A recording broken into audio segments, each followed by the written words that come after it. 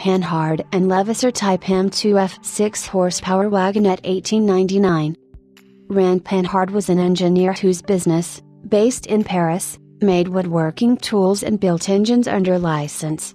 With his partner, Levassor, he experimented with horseless carriages using engines licensed from Daimler. In 1891, Panhard Levassor offered for sale what was arguably the world's first production car, using a Daimler engine.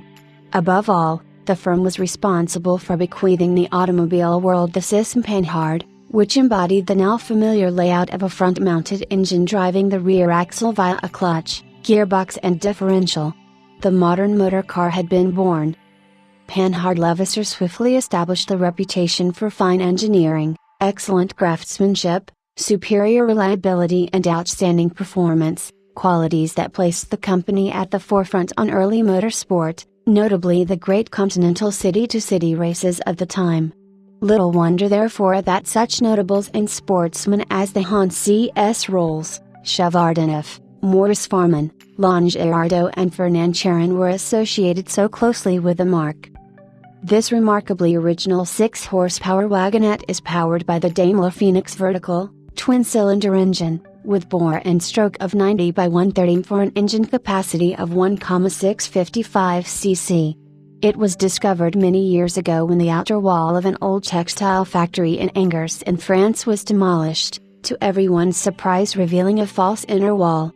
Within that cavity stood the Panhard, a Serpilot steam car and a Dion Boughton, all in remarkably complete and original condition. The Serpilot and Dion Boughton joined the Schlumpf collection at Mulhouse while the Panhard went to a Swiss collector. It was subsequently acquired by veteran car enthusiast Brian Garner, who actively campaigned the Panhard in appropriate events and also exhibited the car at the National Motor Museum at Beaulieu. The car changed hands yet again before acquisition by Toby and Daniel Ward in 2003. At that time it had been rather unsympathetically finished in dark green livery, however, careful research revealed the original color scheme of yellow, black and red, a striking combination that has now been reinstated. The Panhard factory records show completion of this car on 13 March 1899 and its delivery to Street L'Automobile, Boulevard Haussmann in Paris. Although the original order indicates Carrosserie Gentad, a coach builder's plate on the car indicates Carrosserie Drigot of Paris. It was not unusual for customers to change specified coach builders between order date and completion. This most capable and relatively quick Victorian motor car comes complete with its original carburetor and hot tube ignition, now fired by propane gas rather than petrol. 1510 may well have had tiller steering originally but now features a conventional steering wheel, a modification carried out early in the life of many Victorian motor cars.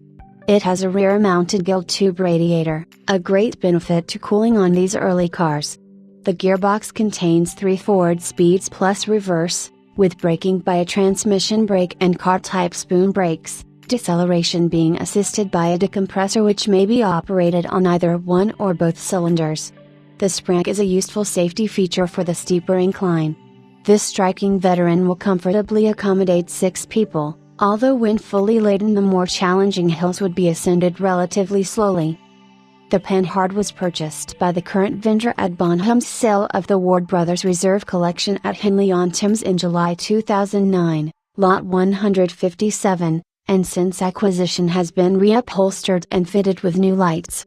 An early starter on the Brighton Road and a magnificent Victorian vehicle in all respects, car number 1510, was dated by the Veteran Car Club in 1983 and allocated certificate number 1620, on file.